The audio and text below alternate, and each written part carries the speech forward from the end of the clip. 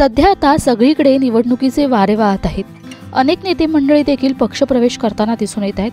अशात आता प्रसिद्ध गायिका अनुराधा पौडवाल यांनी राजकारणात एंट्री करत भाजपचा झेंडा हाती घेतलाय। त्यातच देशात आचारसंहिता लागू होण्यापूर्वी अनेक राजकीय प्रवेश होत असल्याचं पाहायला मिळतंय।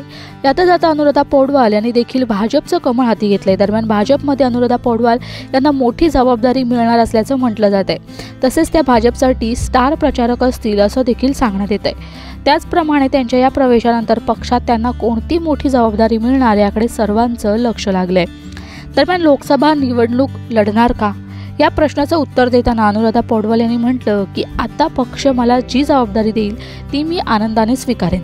अनुराधा पौडवाल यांनी गुजराती, हिंदी, कन्नड, मराठी, संस्कृत, बंगाली, तमिळ, तेलुगू, उडिया, आसामी, पंजाबी, भोजपुरी, नेपाळी आणि इत्यादी भाषांसह 9,000हून अधिक गाणी गायली आणि 1500हून अधिक भजनं देखील गायली आहेत। आशिकी, दिल है की मानता नहीं, बेटा यासारख्या चित्रपटांमधील गाण्यांसाठी त्यांना फिल्मफेअर पुरस्कार देखील देण्यात आला आहे।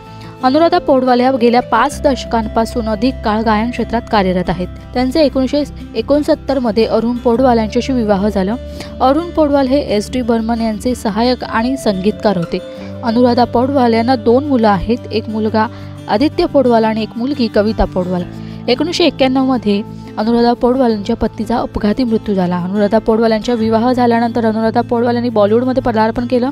अभिमान या चित्रपटात त्यांनी पहिल्यांदा जया बहादुरीसाठी श्लोक गायला होता। त्यानंतर प्रत्येक चित्रपटात अनुराधा यांचा आवाजातील गाणं असायचं, असा काळ त्यांचा सुरू झाला होता। तर आता राजकारणातील त्यांचा प्रवास कसा असणार आहे हे पाहणं आता महत्त्वाचं ठरेल।